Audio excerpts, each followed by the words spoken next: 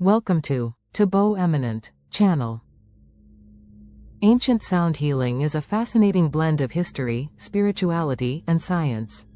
Across cultures and millennia, humans have turned to sound, not just for music and communication, but as a tool for restoring balance in the body, mind, and spirit. Here are some of its secrets that modern research and historical study are helping to unveil. Beneath the stones of ancient temples and the echo of forgotten chants lies a mystery humanity has never truly lost: the secret of sound as medicine. In the dimly lit chambers of Egyptian sanctuaries, priests used the resonant tones of the sistrum to realign energies, believing its shimmering rattle carried the power of divine harmony. Thanks for watching. Request you to subscribe the channel.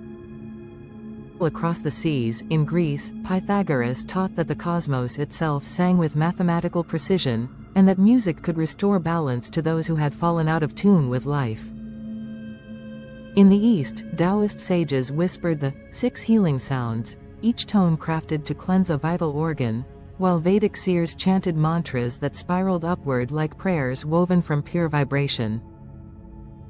For the shamans of the Americas and Siberia, the steady beat of a drum was not mere rhythm, it was the heartbeat of the earth itself, a bridge between the physical and the spirit world.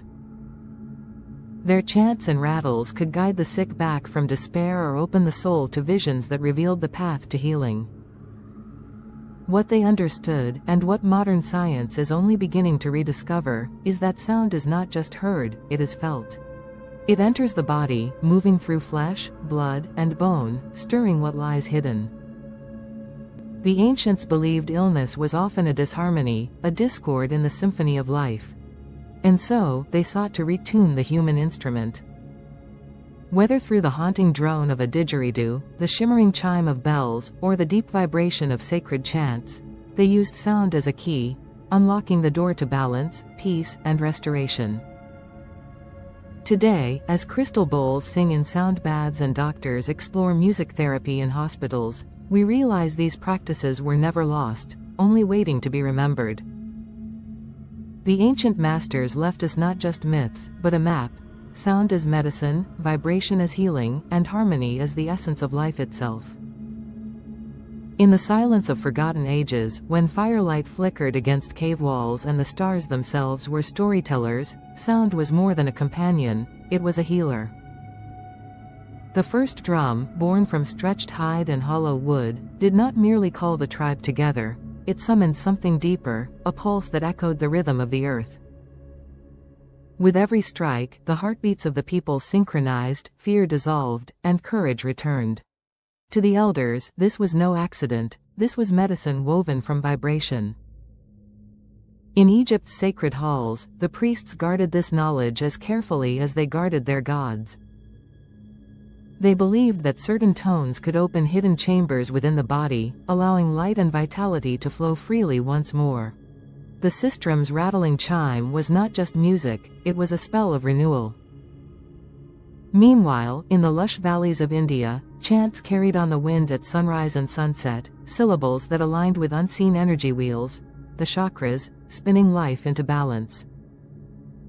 The ancients whispered that every sound was a thread connecting the human spirit to the infinite cosmos. Far away, deep in the forests of the Americas, shamans lifted their voices to the night sky. Their chants rose with the smoke of sacred herbs, mingling with the steady beat of a drum. Those who listened swore they could feel the body loosen, as if invisible knots were gently untied.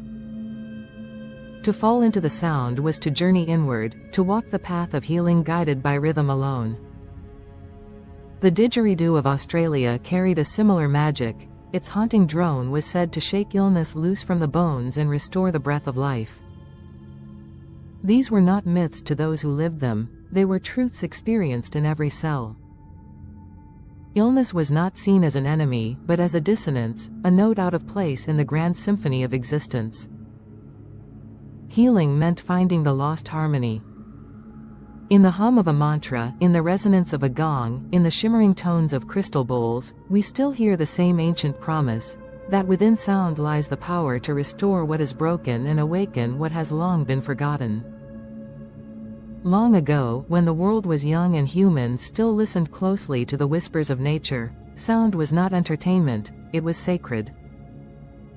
The wind moving through canyons was a teacher, the crash of ocean waves a healer, and the bird's song at dawn a blessing. Our ancestors understood what we are only beginning to rediscover, that every vibration holds power, and every tone carries a message.